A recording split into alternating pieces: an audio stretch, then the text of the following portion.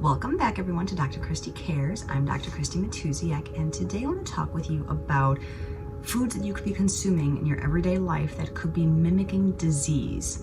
So you might be expressing or manifesting certain symptoms or certain conditions that are now diagnosable per your doctor. It might just be coming from something that you're eating. So let's talk about this for a second.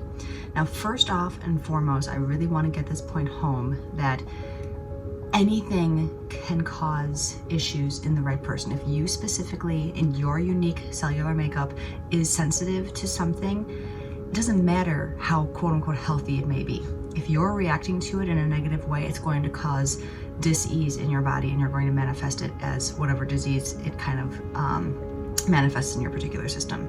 So that tends to be very, very, very specific and unique to you. So I highly recommend seeking out the care of a holistic provider who can either do some blood work or do other testing to determine what things you might be sensitive to that your neighbor might not be. So that I want to get out of the way immediately.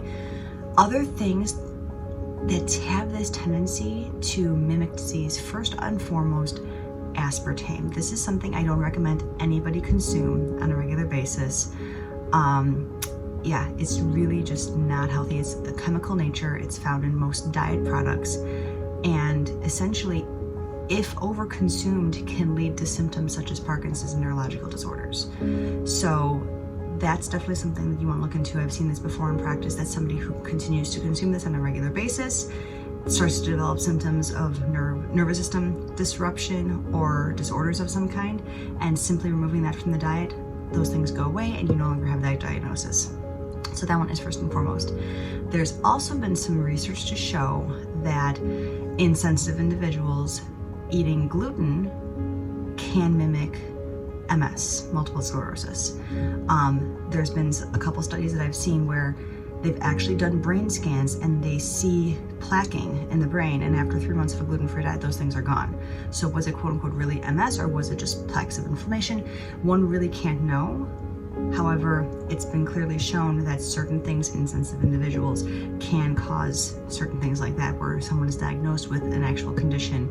It may not be that, it might be something that they're eating, like gluten, for instance. Another one, this is one near and dear to my heart because my son, who's 7, has some issues with food dyes, particularly red dye. And when he consumes red dye, I mean, I do my best to keep him healthy at home. He goes to a birthday party, I want him to be human. So if he goes to a birthday party and has some cake with red frosting on it, or orange, because obviously red and yellow together are what makes the orange color, or if on Halloween he has a couple pieces of candy that have some red dye in it, he literally turns into a different child.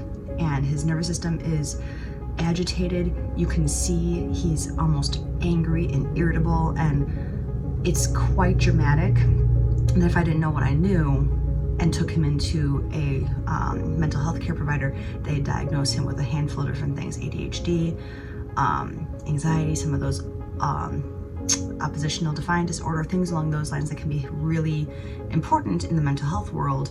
And sometimes it could be as simple as just taking red dye out of the diet and just not having it on a regular basis, or when they do have it, making sure they have a lot of water to wash that out. Something else like caffeine, for instance, especially in children, can mimic ADHD. In adults, they can mimic anxiety. If you're having too much caffeine, that has a physiological effect on your body and on your cells, and you can manifest anxiety or some other conditions as a result of that.